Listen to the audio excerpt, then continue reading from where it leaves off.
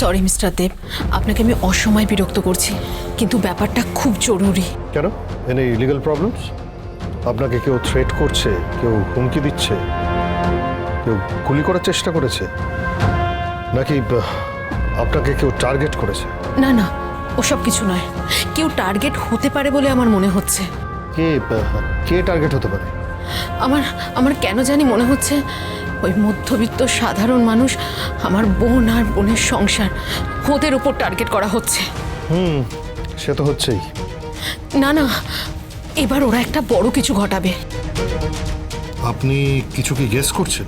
কি জানি, পুজোর আগে কোর্টের ডেট পড়েছে, আর সেই কেসটা এই নন্দিনী মুখার্জি লড়ছে। আপনি একটু বোঝার চেষ্টা করুন। আমি ওই মুখার্জি বাড়িতেই আছি, মুখার্জি বাড়ির হালচাল আমি বুঝতে পারি। আমি আপনাকে বলছি, কর্ণ চ্যাটার্জির সঙ্গে মিলে ওরা আড়ালে আবডালে কিছু একটা প্ল্যান করছে। ঘন ঘন মিটিং হচ্ছে, আর কবিরও বারবার আমাদের বাড়িতে আসছে, আর আজকে কর্ণ চ্যাটার্জি আমার বোনের বাড়িতে গেছে। কি বলছেন কি আপনি? হ্যাঁ, আমার দরকার একবার পরশুরামের সাথে কথা বলার। সরি, দেখুন পারমিশন নেই আসলে, ওনার অবধি পৌঁছানোটা। প্লিজ, আমি একবার কথা বলতে চাই, একবার কথা বলাটা খুব দরকার। প্লিজ প্লিজ, আপনি একটু বোঝার চেষ্টা করুন প্লিজ। ওয়েল, আপনি দাঁড়ান, আমি দেখছি।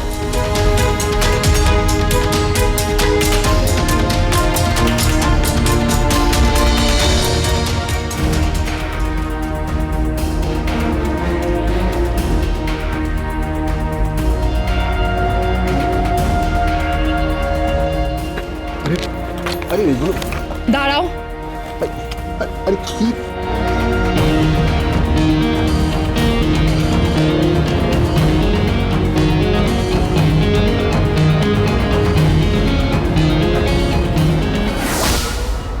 এটা দেখো তো, এটা আয়ুষী আমাকে পাঠিয়েছিল। আর এইটা আমি এখন তুললাম। কোনো ফারাক বুঝতে পারছো? পোশাক ছাড়া আর কোনো ফারাক বুঝতে পারছো?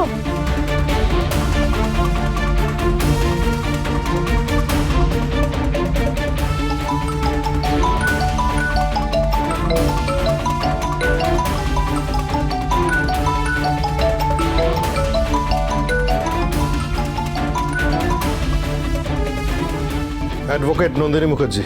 আরে এখন এই নম্বরে কথা বলছিস কেন? এই মুহূর্তে আমি বাড়িতে আছি। টোটিনি অলরেডি সন্দেহ করছে কিছু একটা নিয়ে। অনেক কিছু ঘটেছে এখানে। আচ্ছা, উনি বলছেন খুব আর্জেন্ট, খুব খুব আর্জেন্ট।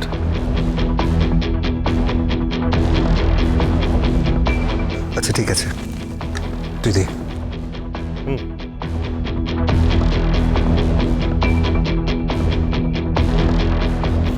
হ্যালো, পরশুরাম।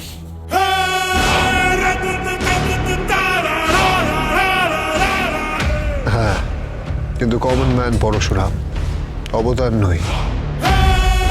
বিষ্ণুর ষষ্ঠ অবতার পরশুরামের হাতে আর ছিল কোঠা, আর এই 2025 সালে কমন ম্যান পরশুরামের হাতে আর প্রহার আর চেম্বার। আমি জানি আপনাকে ভরসা করা যায়, তাও জানি, কিন্তু আমি বলছি শিবপ্রসাদ গাঙ্গুলির বাড়িতে আক্রমণ হবে। বড়সড় কিছু একটা ঘটবে। আজকে কর্ণ চ্যাটার্জি তার পুত্রবধূকে নিয়ে ওনার বাড়িতে গেছিল। সেখানে পুজোর জামাকাপড় দেওয়ার নাম করে অনেক নাটক করে এসেছে, আর এই বাড়িতে আড়ালে আবডালে গোপনে অনেক অনেক কথাবার্তা চলছে, প্ল্যান হচ্ছে, বারবার মিটিং চলছে। বড় কিছু ঘটনা ঘটতে চলেছে। আমার মনে হয় কবিরকে কোর্টে তোলার আগে বড় কিছু একটা ঘটনা ঘটবে। অধর্মের বিনাশ করতে অবতার পরশুরাম ধরায় অবতীর্ণ হয়েছিলেন। এবার এই কমন ম্যান পরশুরাম অধর্মের বিনাশ করবে। আপনাকে অনেক ধন্যবাদ। আপনি ওদের উপর নজর রাখুন, আর কোনো ইনফরমেশন পেলে বলরাম দেবকে জানান।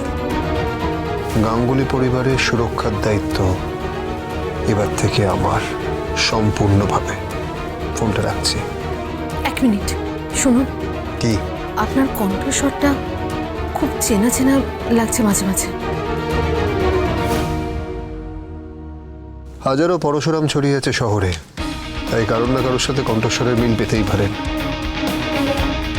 আপনি পরশুরামকে নিয়ে ভাববেন না, আপনার কেসটাকে নিয়ে ভাবুন। আপনার জীবনের সব থেকে বড় কেস। মিডিয়া প্রেস মুখে আছে, সাবধানে থাকুন।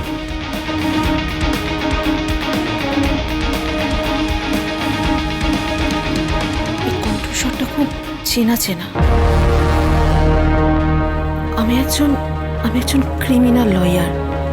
আমি বলছি, হয় এটা কোনো ক্রিমিনালের কণ্ঠস্বর,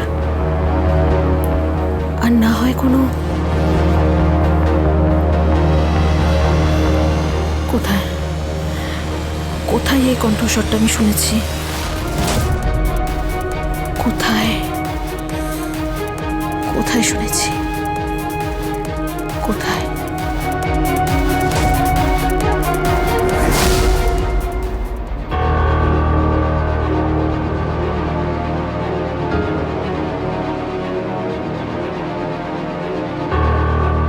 আমার মেয়ে জামাইয়ের বাড়িতে পুজোর তত্ত্ব যাবে না? কেন যাবে না? 100 বার যাবে। আরে আমাদের মুখার্জি বাড়ির একটা নাম আছে, আভিজাত্য আছে। আমাদের আভিজাত্য অনুযায়ী ওদের কাছে প্রত্যেকের জন্য শাড়ি, গয়না, জামা কাপড় সব যাবে। আমি আমার মেয়েকে ভরিয়ে দেব। সে না হয় ভরিয়ে দিলে,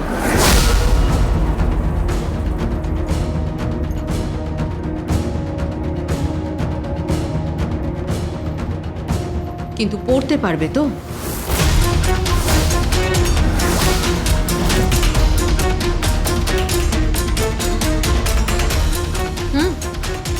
পুজোর আগেই কেসের ডেট। তুই সব ব্যাপারে একটু নাকটা কম গলা না। তোকে তো এখানে নিজের যেচে কেউ ডাকেনি, আর এই বিষয়ে কথাও বলতে বলেন। আমি বাবা ছোটবেলা থেকেই দেখেছি যে পুজোর আগে নতুন জামা কাপড় আত্মীয় স্বজনদের বাড়িতে পাঠানো হতো, বিয়ের পর তত্ত্ব পাঠানো হতো।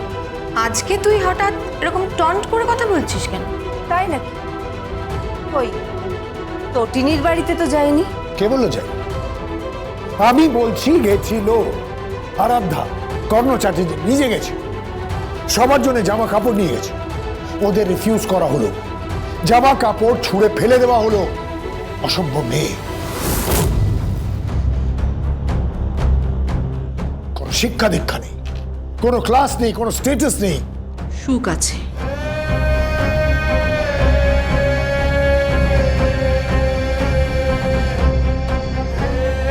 শান্তি আছে, টাকা হয়তো নেই, ক্লাস নেই। অবশ্য ক্লাসটা কি সেটা আমি ঠিক বুঝতে পারি না।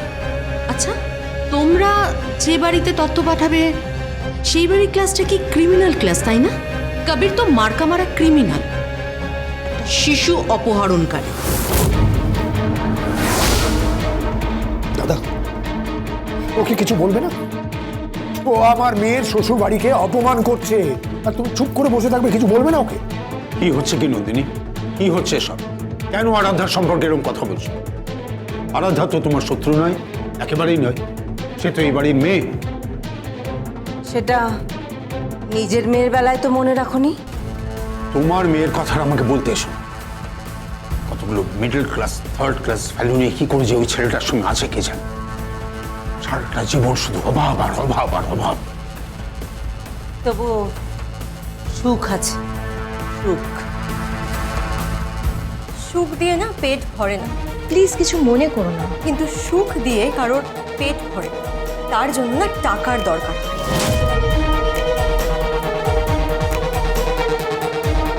এটা যদি ও বুঝতো তাহলে তো হয়েই যেত। তাহলে তো তটিনিধি জেঠুর পছন্দ করা কোনো ছেলেকে বিয়ে করতো, নাকি ওই ভ্যাগাবন্ড কমিশন এজেন্টকে বিয়ে করতো না?